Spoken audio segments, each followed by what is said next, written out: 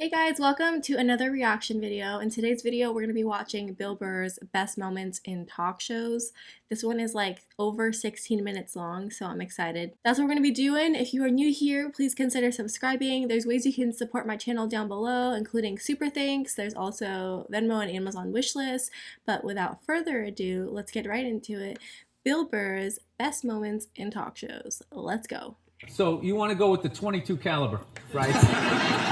Perfect gun to shoot in the house. It's a low caliber gun. You can't really kill anybody from a distance, you know? So if they take a hostage, you can just start shooting at them. Perfect. Just let it go. This is good to know. Yeah. So whenever I'm on the road, I talk about getting a 22. Everybody makes fun of me. You know, because, you know, it's that guy thing. Like, oh, what, are you going to shoot a squirrel? Yeah. With your little, little gun? But if you're in a house, that's what you want. Little 22. You know, I'm basically teaching you guys how to kill somebody, I think. So it's 22, you think it's superior to the Well, you don't want to get part like of a vacuum cleaner. Yeah. You don't want to have like a 44 Magnum. It's like you're going to shoot through the guy, through the wall, blow your dog's brains out, and like drop the engine out of your car. It's way too much. Just 22. get like a little 22. You can still hear if you miss. Right? Long story short, Hugh Jackman plays the part of Gary Hart, and he was amazing. And I had a really fun scene where we were tailing him, we were chasing him down this alley, and he's like the nicest guy ever, but he's a big guy, he's like 6'4", he's ripped.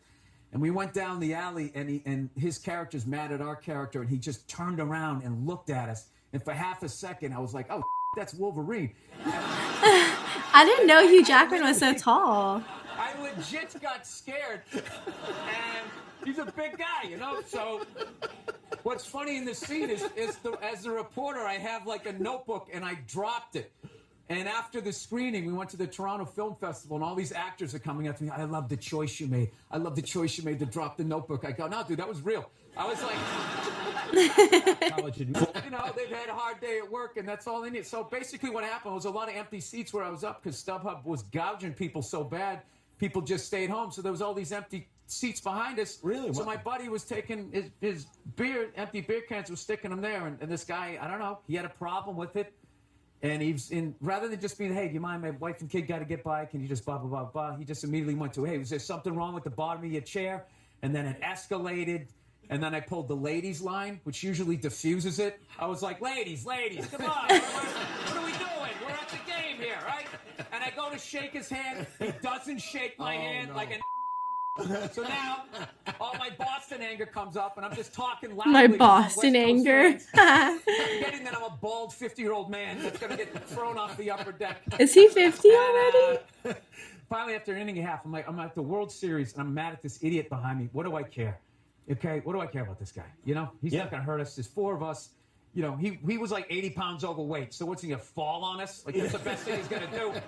So I went down to get a beer. When I came back, he was mean-mugging me the whole way up. Oh, really? He's with his wife and kid. He's sitting there, you know, looking like he just got out of Denny's, and he's looking at me like he's going to do something.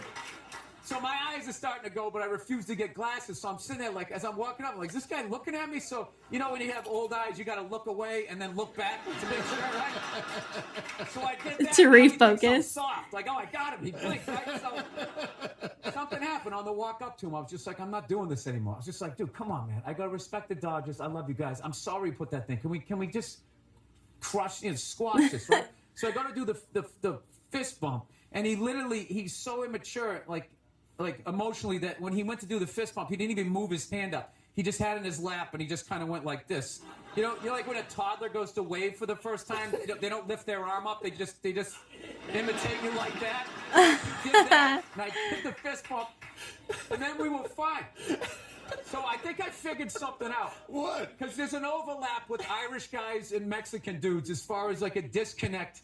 Like you have like this anger, and like I think like when you meet a 40-year-old Mexican dude, you got to do the math. That's like meeting a 60-year-old Irish guy in therapy years. Like they're even more hardcore. Dude, they'll literally stand there, face 10 people with flamethrowers and not even flinch. Be like, what? I'm not backing down. You got to give him the out. So I gave him the out, and then I squashed it. And then even my buddy, the Anglish Boston guy next to me, afterwards he walked out. He was just like, dude, how did you do that? How did you do that? It's just like, well, I've been married for 5 years. losing fights all the time. So I just learned. Congratulations on the baby. You just had the baby, right? Yeah, little Friday morning. Friday morning. I did. My wife did. I didn't do anything. I felt unbelievably useless. I was in total panic mode. When I dropped her off at the emergency room, she goes, "All right, you got to go park the car down in the spot." And I swear to God, I was in such fight or flight. I was driving down there. This voice in my head just said, "Just keep going. Just keep going. Just drive away." Of course I wouldn't, but I started laughing. Isn't there like a Bruce Springsteen song about that? Going out to get cigarettes, and there's something hilarious about people abandoning their family, where like I just can't imagine like the hell that you would be in to do that move, but just knowing you were gonna do it, like the level of excitement that you would have before, like, okay, I'm gonna go get some cigarettes. I'm never gonna see you people again. Your mother-in-law. All of this stuff is over. I'm a loner, man. I don't like people. So.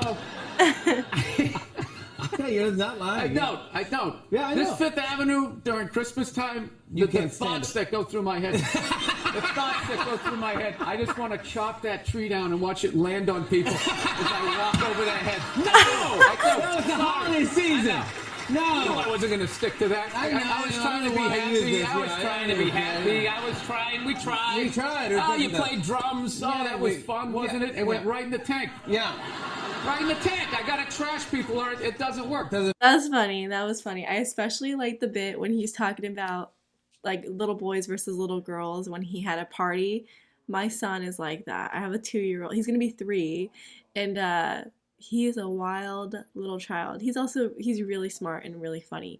But, you know, there's definitely a difference. You know, his idea of fun is like throwing things and jumping off of stuff. And my niece, on the other hand, her idea of fun is like, you know, brushing her doll's hair or whatever. So definitely a big difference. I like to see him do this, like do interviews like this, because it's not rehearsed and I just like it. And man, he's been invited onto a lot of talk shows multiple times. Like he was on the same shows multiple times. Hey guys, it's me. I am jumping in really quick in this video. I'm editing the video for the, I think, 4th time now.